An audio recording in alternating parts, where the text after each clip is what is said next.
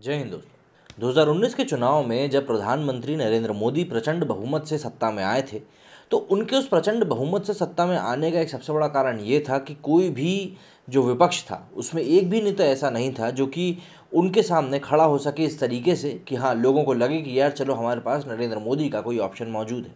और कांग्रेस, जो कि शायद इस समय देश की अभी भी सबसे बड़ी पार्टी है, वो अब अपना अस्तित्व खोती जा रही है। मतलब वो कहीं पे भी ग्राउंड पे दिख नहीं रही है। क्या चल रहा है क्या नहीं चल रहा किसी को नहीं पता। उनके पार्टी के कई लोग बगावत करने पे आतुर हैं, हालांकि उनको हवा नहीं दी जा रही है।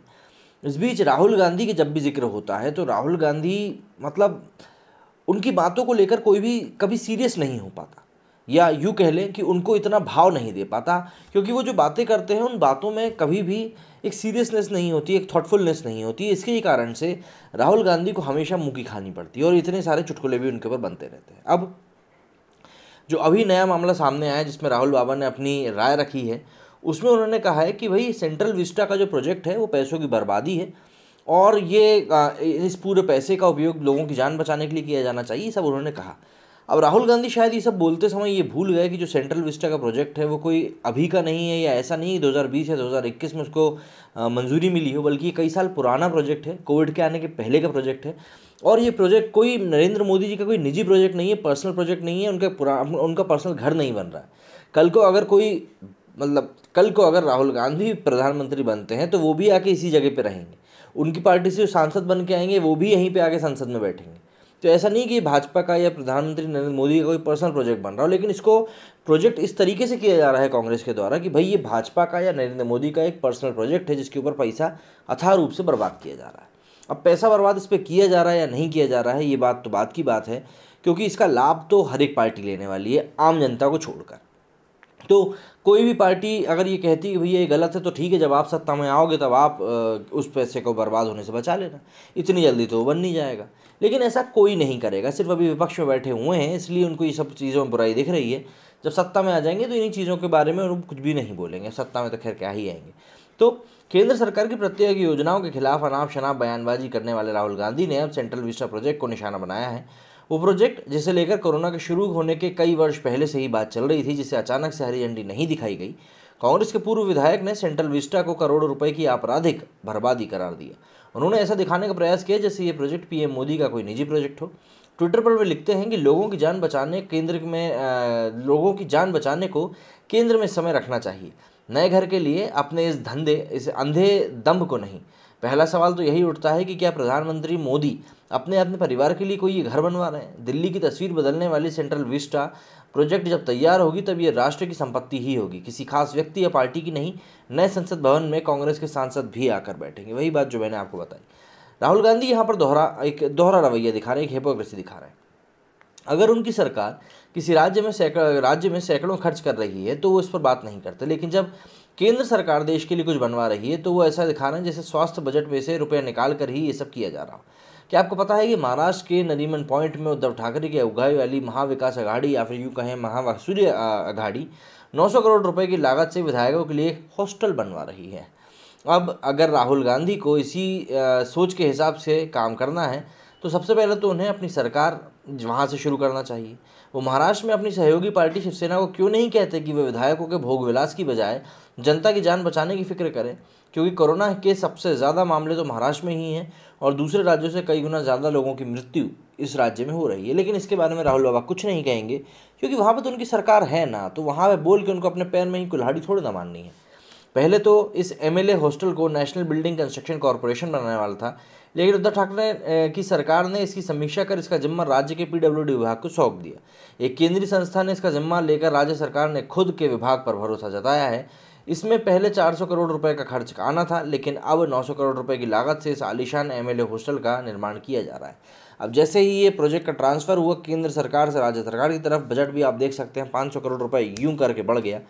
अब क्यों बढ़ गया ये तो अब सब समझ ही जाते हैं। सेंट्रल विस्टा प्रोजेक्ट तो समय की ज़रूरत है, इसके लिए आज नहीं बल्कि 90 के दशक से ही सिफारिशों की शुरुआत हो गई थी। भारत सरकार के अधिकतर सरकारी निवास और दफ्तर उसी क्षेत्र में हैं जहां की इमारतें ब्रिटिश राज की ही हैं। सरकार का कामकाज बढ़ने के साथ ही अधिकारियों नेताओं की संख्या भी बढ़ी है और 90 के दशक में कराए गए एक अध्ययन में पाया गया था कि सेंट्रल विस्टा देश की ज़रूरतों के साथ समन्वय बनाने में नाकाम रहा है और इसके पुनर्विकास की ज़रूरत है। अब उस समय नरेंद्र मोदी प्रधानमंत्री तो क्या, गुजरात के मुख्यमंत्री भी नहीं बने थे। कोरोना काल में इससे मजदूरों को रोजगार भी मिल रहा है और मेडिकल दिशा निर्देशों का प्लान कराते हुए कार्य किया जा रहा है। इससे जनता को फायदा होगा क्योंकि लोगों के आवागमन और पर्यटकों के लिए सुगमता होगी। ज़्यादा पेड़ भी लगाए जाने हैं जिससे इस क्षेत्र में ग्रीन कवर में वृद्धि होगी। लेकिन राहुल गांधी ऐसा भ्रम फैलाना चाहते हैं जैसा ये भाजपा का दफ्तर बन रहा हो। महाराष्ट्र में विधायकों को 1 लाख रुपए प्रति महीने या फिर सरकारी कमरे के साथ 50,000 रुपये प्रति महीने का खर्च सरकार देती है। अगर उन्हें उचित फ्लैट ना मिले हो तो नए मनोरम एमएलए हॉस्टल में सारी आधुनिक सुविधाएं होंगी और इसे बनाने का औसत खर्च 17,500 रुपये प्रति स्क्वायर फीट आएगा। अभिजीत अय्यर मिश्रा ने इस पर निशाना साधते हुए कहा कि अल्ट्रा लग्जरी होटल भी 5,000 रुपये प्रति स्क्वायर फीट में बन जाते हैं। बता दें कि दिसंबर 10, 2020 को प्रधानमंत्री मोदी ने नए संसद भवन का भूमि पूजन किया था जिसे लगभग 971 करोड़ रुपए की लागत से बनाया जाना है। मोदी सरकार की महत्वाकांक्षी योजनाओं में से एक सेंट्रल विस्टा प्रोजेक्ट के तहत राष्ट्रपति भवन और इंडिया गेट के बीच की जगह पुनर्विकास में शामिल है और इसकी भूमि का भी भूमि पूजन जो है संपन्न हो चुका है। एक तरह से आप देखिए तो जनता जितना धन पूरे सेंट्रल विस्टा प्रोजेक्ट के पुनर्विकास प्रोजेक्ट में लग रहा है उतना ही महाराष्ट्र में विधायकों के लिए आलीशान भोग विलास वाला एक निवास बनकर खड़ा हो रहा है। फिर किस मुंह से राहुल गांधी महाराष्ट्र की अपनी सरकार की आलोचना ना कर केंद्र सरकार को घेर रहे हैं। एक पूरे क्षेत्र का विकास करना अगर गुनाह है तो फिर उतने ही सरकारी पैसे से नेताओं का आवाज़ बनाना क्या उचित है? ये सवाल लगातार उठ रहा है और ये सवाल तब तक उठता रहेगा जब तक कि इस चीज़ को लेकर कोई भी ठोस कदम नहीं उठाया जाता। और ठोस कदम उठाया क्यों ना जाए। अगर कांग्रेस यहाँ पर एक सवाल मोदी जी के पर लगा रही है कि भाई मोदी जी इन चीज़ों को लेकर कुछ गलत कर रहे हैं, तो जहाँ पर आपका खुद की सरकार है आप वहाँ से शुरुआत क्यों नहीं करते? भाई गंदगी की अगर आपको सफाई करनी है तो सबसे पहले तो आपको अपना घर ही साफ़ करना होगा कि आप बाजू वाले के घर को साफ़ करने पहुँच जाओगे, भैया पहले तुम अपना साफ़ करो उसके बाद ही हम अपनी तरफ ध्यान देंगे। खैर, राहुल गांधी से इस तरह की बातों की पूरी उम्मीद की जा सकती है क्योंकि वो कोई भी गंभीर बात को बोलने के पहले सोचते समझते हैं नहीं और कई बार तो इस तरह की बातें वो बोल देते हैं जिनको कि सुनकर लगता है कि अरे भैया इन्होंने ये क्या बोल दिया। बहरहाल ये सभी चीज़ें तो यूं ही चलती रहेंगी, आगे बढ़ती रहेंगी। राहुल गांधी यूं ही सभी देश का मनोरंजन भी करते रहेंगे। जिस तरीके से उन्होंने कांग्रेस को ऊपर से नीचे लेके आया है, उम्मीद करता हूं कि उसी तरीके से वो कांग्रेस को शायद कभी किसी दिन किसी सपने में नीचे से ऊपर भी लेके जाएंगे। क्योंकि जितने चुनाव उन्होंने आज तक हारे हैं उतने तो शायद ही और किसी नेता ने चुनाव हारे होंगे। लेकिन बात वही है कि राहुल गांधी हमारे नेता हैं और विपक्ष के एक्स लीडर भी हैं, ये कहना सही रहेगा क्योंकि अब तो है नहीं ये अध्यक्ष कांग्रेस के।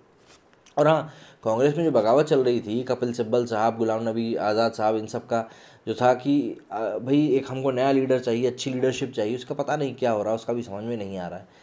तो कांग्रेस किस तरीके से अब आगे बढ़ने वाली है, किन चीज़ों को ध्यान में रखकर आगे बढ़ने वाली है, ये समझ से परे होता जा रहा है।